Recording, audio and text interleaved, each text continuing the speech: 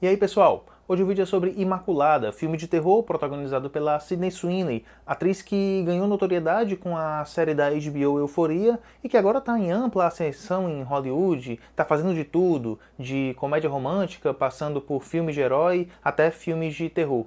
Mas antes de continuar, eu deixo aquele lembrete esperto para você clicar aqui no like e se inscrever no canal, porque isso ajuda esse conteúdo a chegar a cada vez mais pessoas. Vai lá, clica no like agora. Imaculada acompanha uma jovem protagonista que se muda dos Estados Unidos para a Itália no intuito de ser ordenada freira.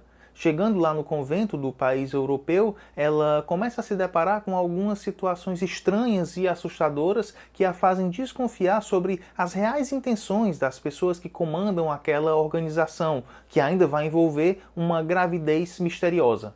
Tá achando que conhece essa sinopse? Pareceu familiar?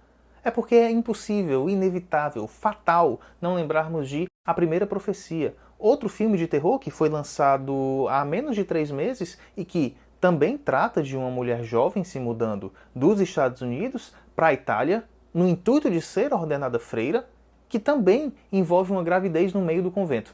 E de repente assistir a este Imaculada faz com que A Primeira Profecia se torne um longa melhor. Isso porque, enquanto o longa da R.K. Stevenson, A Primeira Profecia, conseguia passear muito bem entre o gore, o grotesco, o nojento e o esteticamente inventivo, o bonito, coisas que nos faziam nos conectar mais com aquelas situações ou aquelas pessoas, este Imaculada, ele até tenta se conectar um pouco com a temática da libertação feminina, que é o que está mais presente no filme, mas de forma um tanto quanto genérica demais, aleatória, o que nos leva a um resultado ruim. Dentre as muitas decisões erradas, o projeto ele tateia um tom sério e tenso, mas acaba esbarrando no cômico, o que para um filme de terror é muito negativo, é muito ruim. A gente tem uma personagem, por exemplo, a irmã Isabelle, que é impressionante. Ela está sempre com a testa franzida, as sobrancelhas franzidas, em todos os momentos. Recebendo a Cecília, a personagem da Sydney Sweeney no convento, com a testa franzida. Mostrando o quarto para a novata, também com a mesma expressão. Mostrando como é que se corta o pescoço de uma galinha, mesma expressão. Meu Deus do céu, até quando a Sydney Sweeney está estendendo os lençóis, a mulher aparece por detrás dos lençóis e adivinha. Mesma expressão.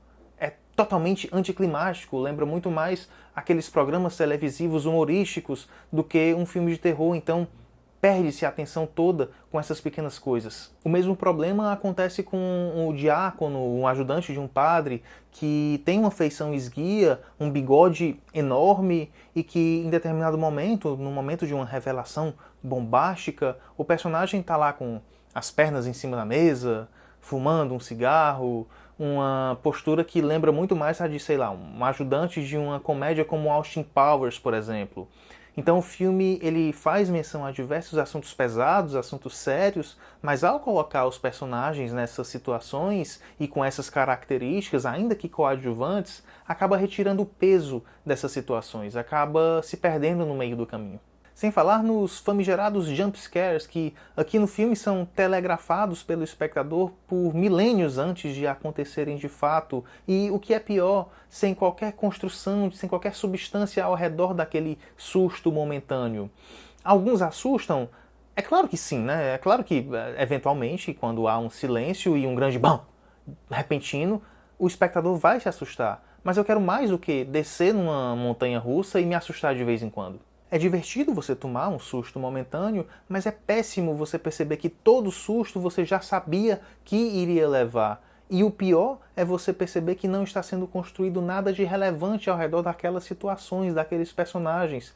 Você não liga, você não dá a mínima para o que vai acontecer com determinada pessoa, com um determinado padre ou com determinada freira. Então vira o susto pelo susto, vazio. E por falar em jump scares, técnica que depende muito da montagem, a montagem aqui em Imaculada tem passagens que beiram sinceramente o patético. O último vídeo aqui no canal foi de um filme cuja montagem é classe A em termos de ação, que foi de Furiosa, uma saga Mad Max. Se a gente compara, dá para perceber o contraste e que o montador Christian Massini não tem ideia do que está fazendo, principalmente quando a cena exige uma ação mais enérgica. Em alguns momentos não há noção geográfica nenhuma ou uma noção geográfica muito confusa dos locais onde as cenas se desenrolam, como quando na passagem na qual a Cecília, personagem da Sydney Sweeney, vai entrar em uma caverna, um subsolo escuro, e uma lanterna surge, sabe lá Deus de onde, do lado dela, e logo depois aparece na mão dela, em um corte de timing estranho, que deixa a cena ruim. Existem outros cortes de gosto duvidoso que lembram até Chaves. Lembra em Chaves quando o Kiko, eu acho, ia dar uma sequência de socos em alguém e tinha um corte a cada soco, era tipo pem, pem, pem. Aqui acontece quase a mesma coisa, quando uma personagem tá golpeando outra e tem um corte a cada golpe, principalmente no início. Depois o plano alonga um pouquinho mais nas cenas mais violentas, mostrando um pouquinho mais ali de sangue, talvez até para compensar essa má decisão do início. Esse montador, Christian Massini, o diretor Michael Mohan e o diretor de fotografia Elisha Christian parece compor uma galerinha que gosta de trabalhar junta, visto que existem pelo menos 4 ou 5 produções entre séries, curtas e longas metragens que sempre têm esses mesmos nomes nos créditos. Aqui esse pessoal constrói um filme que poderia muito facilmente, caso fosse feito há, sei lá, 10, 15 anos, descambar para uma nudez gratuita, exploração gratuita da nudez feminina, mas que não faz. O que é ok, legal, mas obrigado pelo mínimo. Em termos de temática, a gente não precisa espremer muito o filme para perceber que existe ali uma crítica sobre como o corpo da mulher é frequentemente utilizado como receptáculo de seres ou tarefas que a mulher não quer fazer, mas que é obrigada por pressões sociais, tendo a igreja muita culpa nessa questão. Crítica à passividade, à mansidão que é frequentemente martelada na boca dos personagens, a mansidão imposta especialmente ao ser feminino, inclusive na questão de diferenciação entre função do padre e da freira, se a gente pensar nesse sentido. E a gente também pode falar da temática mais central e explícita, que é o aborto.